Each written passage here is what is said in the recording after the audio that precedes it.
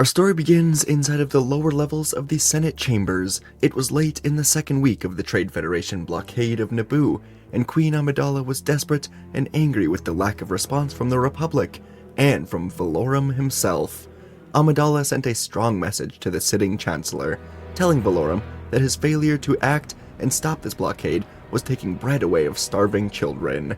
Valorum sat in the chambers, putting his head to his hands, and accidentally pulling out some loose hairs from the complete stress of it all. The blockade was technically not illegal. The Federation had not attacked any Naboo ships, nor had they moved on Naboo itself. Representative Lotdod had carefully planned this, and as every day went on, the decision became more and more confusing. It was so unlike the typically cowardly Federation to go about this blockade. But when Yoda and Windu approached the Chancellor to offer Jedi aid, Valorum declined. He said it may provoke the Federation to truly move and deploy their battle droids. As things stand now, it is a slow burn on Naboo. The Jedi were discouraged by this. They could feel how dire the situation was becoming on Naboo. HoloNet News headlines were calling the Jedi complicit cowards. Queen Amidala didn't understand, but the Council was committed to serving the will of the Republic Senate, and so they listened to Valorum. On Naboo, as Amidala became more and more hopeless as the days moved by, she was slowly becoming more and more worried, and in the Naboo main hangar, as the pilots began to realize that no help was coming anytime soon, and as all of them knew that families, including children, that were left to suffer from the lack of food shipments, the pilots began planning their own mission. More days passed by, and after a month of the blockade, Rick Ollie, leader of the Naboo starfighters, decided to act. Every night that he went home, he saw hundreds of desperate faces. He could no longer just sit back and do nothing. So, 30 Naboo starfighters would take off, and Queen Amidala watched the unauthorized mission from her palace, smiling to herself as she knew this was inevitable. She trusted Captain Ollie with her life, and with this judgment call as well. In space, the captain sent a transmission over to the blockade, telling Newt Gunray he has two choices: disperse the blockade, or go down with it. Gunray contacted Sidious, and Sidious simply told Gunray to wipe them out. So, the battle began, and after only 30 minutes of fighting, Captain Ollie had to order a full-on retreat. Of the 30 ships that fought, only 9 of them would return to Naboo. And finally, Gunray ordered the deployment of the battle droids, along with the full shutdown of any communications out of the planet. On Coruscant, as the droids were being deployed, the Jedi were unaware of how dire the situation truly had become. Their blind loyalty to the Senate had them thinking that a diplomatic resolution to the blockade was coming soon, and many of them had turned their attention elsewhere. But not Qui-Gon. Initially, he was going to be the Jedi Master that was sent to Naboo, and he'd done some preparation for the mission. When Qui-Gon learned that he was not being sent out, he couldn't believe it. People, children, were waiting on the Jedi, all in the name of taxation on trade routes. The Queen was requesting help, but because Lotdod convinced Valorum that the blockade was legal, he was being held back. It made Qui-Gon lose more and more faith in the Jedi Council. He was considering leaving the Order altogether, but before he could think more on it, his old master, Dooku, contacted him. Dooku was sensing this conflict in his former Padawan. Dooku asked Qui-Gon to meet him in one of Coruscant's most prominent clubs. Qui-Gon didn't know why exactly Dooku wanted to meet here, but he took off and entered the large cantina that was called the Red Rancor. Qui-Gon moved through the swaths of people dancing, drinking, and finally he found Dooku, his hood covering his face, sitting at a corner table. Qui-Gon sat, and Dooku's eyes were glued to the television above him. Qui-Gon glanced up and read the headline that said, "Human Boy wins the Tatooine Boonta Eve Classic, the first human to ever complete a pod race." And finally, Dooku turned to Qui-Gon, saying, "It's rather fascinating, isn't it?" Qui-Gon stared at him with a questioning look, so Dooku continued, saying that this Tatooine boy is obviously strong in the Force. There's no other way he's able to complete that race, and surely he's not the only child stuck in the Outer Rim that could have a real future with the Jedi. Dooku shook his head, saying that the Jedi becoming centralized on Coruscant is perhaps their greatest error in a long line of errors, including now ignoring the Naboo crisis. Dooku now had Qui-Gon's full attention, as Qui-Gon told Dooku that he must admit his trust in the Council has certainly been shaken. Finally, he took a seat, asking Dooku why he wanted to meet here in all places. Dooku just said that places like this are far closer to the reality of the galaxy than the Jedi Temple or the Senate Chambers. These are the people that the Jedi are meant to serve. He sometimes likes to remind himself of what life is like for those who were not gifted with the Force. And Dooku continued, saying that a shift in the power structure of the galaxy is coming soon. He can feel it. He has foreseen it. The crisis of Naboo will be a wake-up call to many. Valorum's time and power is limited. Someone new will step in. That person could determine the fate of the entire galaxy. Qui-Gon was now intrigued, and he asked Dooku who he hopes this next Chancellor will be. Himself? Dooku took a rather long sip from his drink, and he told Qui-Gon that the two of them are not so different. They see the galaxy in a similar way, but Dooku has just been around for longer. He told Qui-Gon that he knows Qui-Gon can sense the truth. They both have sensed the rising darkness in the galaxy that the Council chooses to ignore.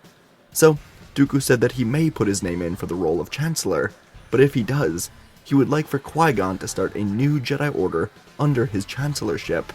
Qui-Gon was astonished by this, and finally, he decided he needed his own drink to finish out this conversation. Meanwhile, out on Naboo, battle droids have been deployed, and the Federation was searching for Queen Amidala to force her to sign the treaty, legitimizing this occupation. But the Queen was nowhere to be found. Led by Captain Panaka and her royal handmaidens, the squad had escaped Theed and made it out into the Naboo forests, and Panaka had a plan. The group had used a Naboo submarine to move through the sea undetected. They snuck close to a battle droid dropship that was set to return to the main command ship soon. Upon arrival to the dropship, Panaka and Sabe looked to the young Padme Amidala, and they told her she has to sneak aboard the ship. Padme said they must come with her, but Sabe said it's time they go their separate ways. She's going to play the role of queen, tricking the Federation. Padme must go to Coruscant, tell the people the truth of what is happening here. And so, against her wishes, Padme was forced to say goodbye to her friends and sneak aboard one of these droid ships. When it took off back into space, Padme was hidden in a storage area, clutching her blaster that Panaka had given to her. She was determined to save her world, and once aboard the main Federation control ship, she waited until the hangar was clear, and Padme moved quietly over to a Neimoidian shuttle. She took out the 4 droids protecting it, and as alarms began to go off, Padme boarded the shuttle, taking off just before the shield doors could close. Padme punched in the coordinates for Coruscant, making the jump to hyperspace as vulture droids barely missed her. Gunray would be alerted to this escape, and the Naboo forests would be set ablaze, hunting down those who aided in Padme's escape. Back on Coruscant, Qui-Gon Jinn was no longer hearing the noise of the boisterous crowd behind him. Instead, he was understanding the real reason that Dooku brought him to a crowded place. Dooku just unraveled the truth. He is currently working with the Sith, and he played a role in legitimizing the Naboo occupation alongside Senator Palpatine, aka Darth Sidious.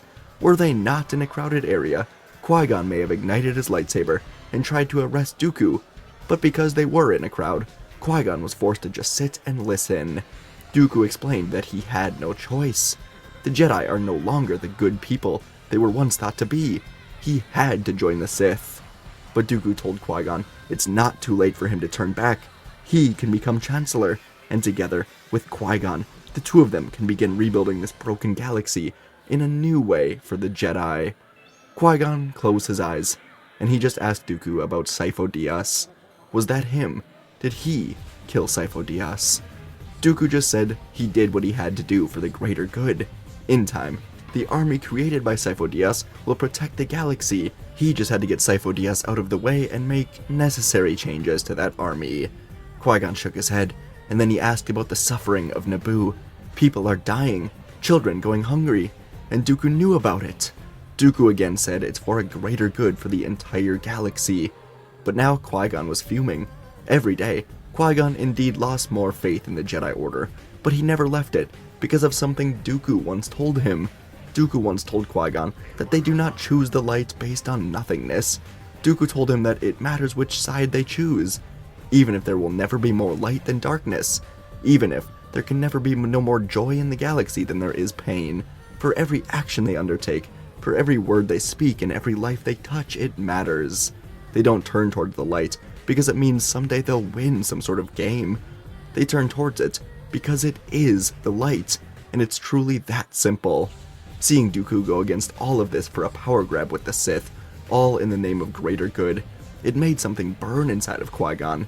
So, despite the huge crowd inside of this club, Qui-Gon stood, igniting his lightsaber. He stared Dooku in the eyes, shaking his head, telling Dooku that he must have an excellent view of the future because of all the brave corpses he dares to stand on top of. Deep down, Dooku knew that Qui-Gon was right. At the end of the day, the dark side was wrong, no matter what. He knew it would consume him in time. But ever since he touched the darkness, he couldn't give it up. It was an addiction that he was convincing himself would save the galaxy, instead of tearing it apart. But Dooku knew he couldn't turn back now, even if he truly wanted to, even if he became Chancellor, even if Qui-Gon started a new Jedi Order. Dooku knew he would make it turn into a sort of Sith power. He would still become a Sith, no matter what. So, Dooku stood, igniting his blue saber, telling Qui-Gon he's sorry for what must now be done. In Dooku's mind, he truly was sorry. Before this meeting, he saw two options of how the next chapters of his life would play out. He could join Sidious for real, help create the conflict that eventually leads to war. Or, he could get Qui-Gon to join him, defeat Sidious, and they could rise to power together. He truly thought Qui-Gon would see that the Jedi way is a way of failure. But he was wrong. And now, Qui-Gon would be the Jedi that truly cements Dooku in the dark side. The citizens were trying to clear out of this Coruscant club in a panic, as Dooku and Qui-Gon slammed their blades together. People were pushing and running in every direction, knocking over tables and drinks. The strong red lights of the Red Rancor Club flashed wildly across the room as music continued to pound around them.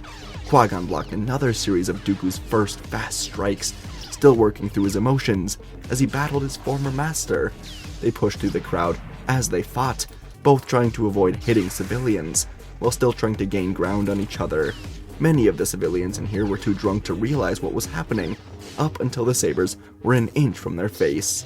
The two of them swung, crashing into the bar. Drinks spilled everywhere as the Rhodian bartender screamed in anger and fear. Dooku regained his footing, stepping closer to the doorway, and he tried to calm himself. Qui-Gon moved back in, and now Dooku fought with more sharp, controlled movements. Qui-Gon swung in with a sideways swing, followed by a vertical cut, and Dooku pushed the saber towards the floor, then thrust his blue blade straight towards Qui-Gon's chest. Qui-Gon angled his blade up to deflect it, then shoved Dooku backwards right into a booth. The cushions tore apart. Fire shot out of a hollow projector as their blades crashed again. Dooku kicked the stool into Qui-Gon's legs, forcing him back towards the stairs, leading to the balcony as Dooku clashed with him. They reached the outside area quickly, where the drunk customers were taking smoke breaks. They suddenly realized what all the commotion from inside was about, as Dooku and Qui-Gon were stepping around broken glass and knocked over chairs, continuing their fight against each other. Qui-Gon tried to pin Dooku near the railing with heavier strikes, adapting to different forms than the ones Dooku trained Qui-Gon in. Dooku stayed calm, deflecting each blow. Then Dooku suddenly swept Qui-Gon's legs and followed with a hard kick to his chest. The impact sent Qui-Gon crashing through the large window onto the balcony. Glass shattered. He fell out of sight down towards the streets below. Dooku stepped to the broken frame, looking down, trying to find Qui-Gon's body, but he couldn't see the body anywhere. So Dooku jumped, floating down to the street, noticing a trail of blood into the shadows. Dooku walked along the edge of the shadows, talking to this empty air, taunting Qui-Gon, saying the Jedi cannot stop what is to come. Only Qui-Gon could have stopped it by joining him. But he has chosen his path, and so he will die today, and soon the entire order would burn away. With a smile, Dooku said that Obi-Wan will be the first to fall. He will make sure of it. And this taunt worked better than expected. Finally, Qui-Gon's anger towards the Jedi, towards the Senate, and toward Dooku all exploded outward. Qui-Gon screamed in a powerful rage. He ignited his green blade and swung hard for his former master and friend. Dooku barely brought his blue blade up in time. Qui-Gon hammered him with powerful, fast strikes. The dark alley lit up with blue and green flashes as Dooku stumbled under the sheer pressure, trying to regain his rhythm. But Qui-Gon gave him no space. He drove him across the narrow street, swinging again and again, each hit fueled by everything that Qui-Gon was holding inside of him. A final overhead strike forced Dooku down onto one knee. He tried to push back with a blast of lightning, but Qui-Gon easily stepped in, cutting right through Dooku's saber arm, right at the elbow. Dooku froze, staring in shock as his blade fell with his arm to the cold ground. In pain and shock, Dooku collapsed backwards onto the stone ground, clutching the stump of his arm. Qui-Gon stood over him, chest heaving, green saber held high. The glow washed over both of their faces, and all Qui-Gon saw was the man who threatened the entire fate of the galaxy. Qui-Gon's saber hovered inches from Dooku's throat.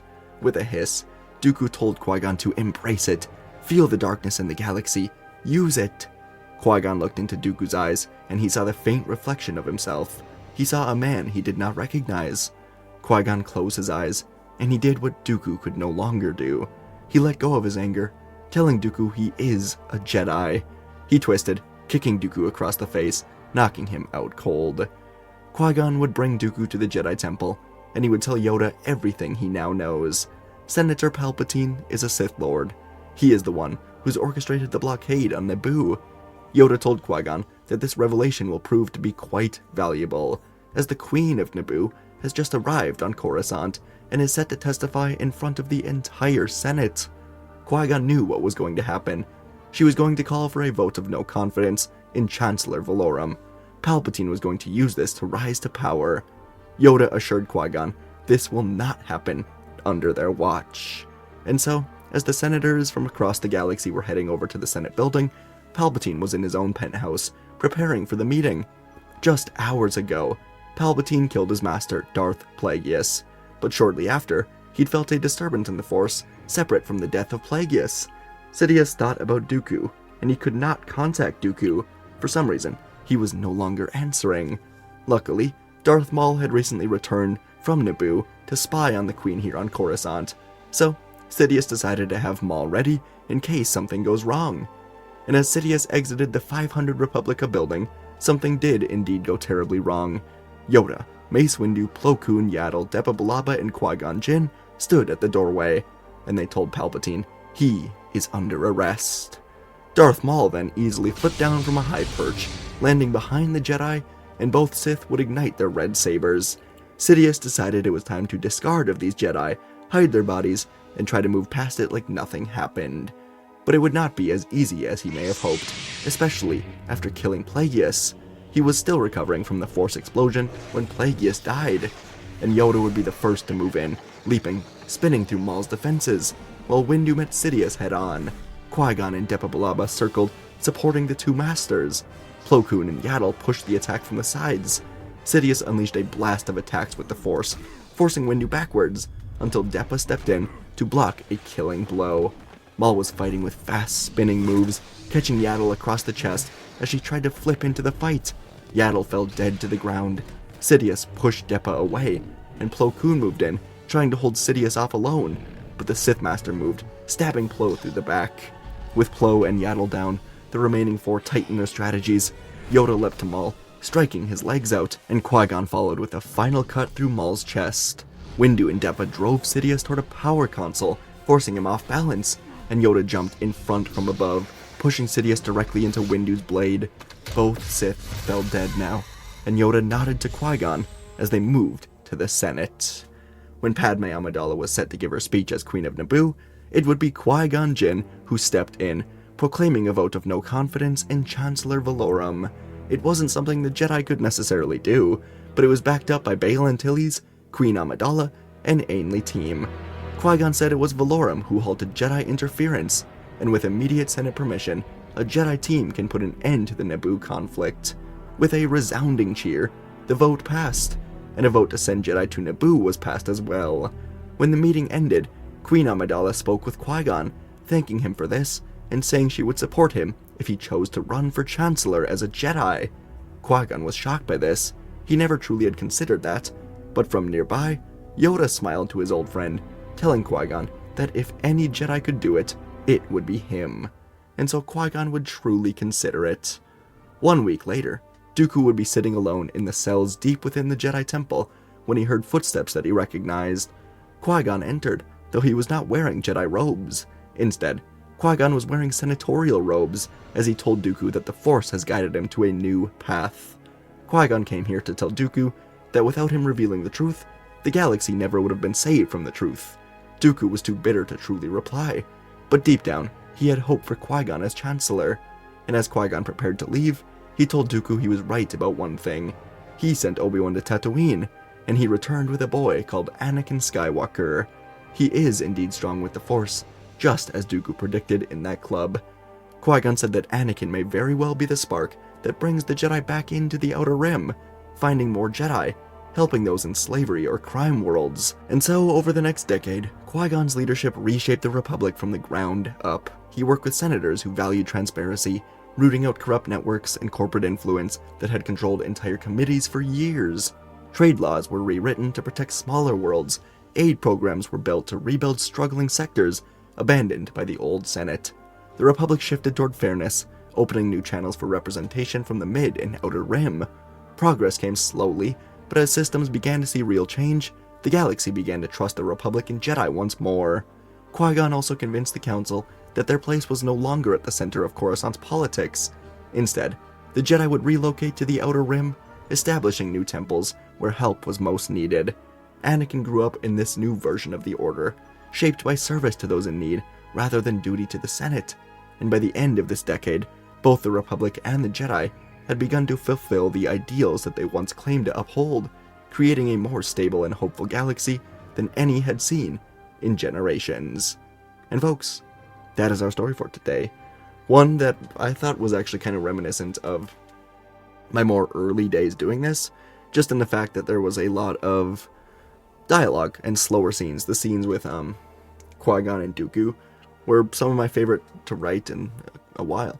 I don't know, I really enjoyed that whole club scene with just the two of them kind of talking about the galaxy. I like the idea of a little cameo of Anakin, looking up at the holo projector, the holonet, and seeing, oh, a boy just won the pod race. Oh, for what it's worth, Anakin would participate in the pod race just for Watto, to win, money and some freedom. So, doesn't need Qui-Gon there to do it, and I don't know, Shmi probably would be like, hell no, but screw it.